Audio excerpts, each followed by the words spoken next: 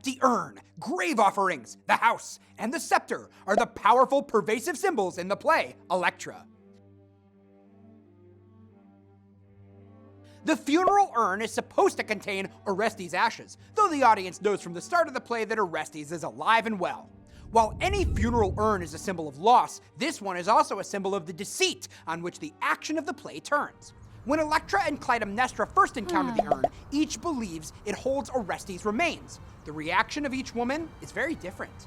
When Electra first sees the urn, she treats it almost as if she were Orestes' mother. Clytemnestra's reaction to the urn is just to decorate it for burial as required by society. The urn is empty of ashes, just as Clytemnestra is empty of maternal love and grief. The urn signifies that Electra's vengeance is not dead, and also that Clytemnestra's fate is sealed. Grave offerings are discussed in Electra, but are not actually physically present on the stage. In Greek society, remembering the dead ensured their immortality and was considered a social, civic, and religious obligation. Graves of the wealthy and powerful were decorated with elaborate painted statuary of the deceased. People, mostly women, regularly visited the graves of their dead to leave offerings, including mementos, valuables, food, and drinks known as libations. Such offerings ensured that the dead person was nourished in the afterlife. When Chrysothemis discovers milk has been poured on Agamemnon's grave, this libation, plus garlands of flowers and a freshly cut lock of hair, tells her that Orestes has returned from exile.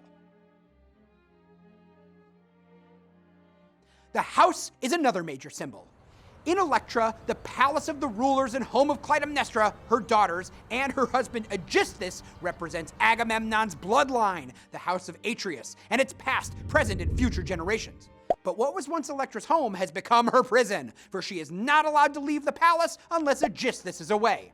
Electra's incessant grieving allows no one to forget that the palace was formerly Agamemnon's home, and Orestes as well. The hearth, considered the heart of any home, was the scene of Agamemnon's murder.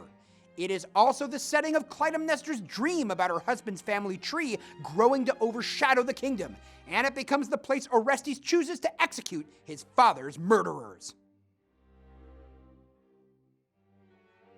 In general, a king's scepter is a symbol of his authority.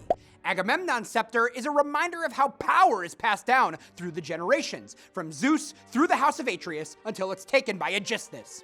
In Clytemnestra's dream, Agamemnon's scepter is back in Agamemnon's hand. When he strikes the hearth with it, a tree shoots up and overshadows all of Mycenae. Thus, his scepter becomes a symbol of the dominance and rule of Agamemnon's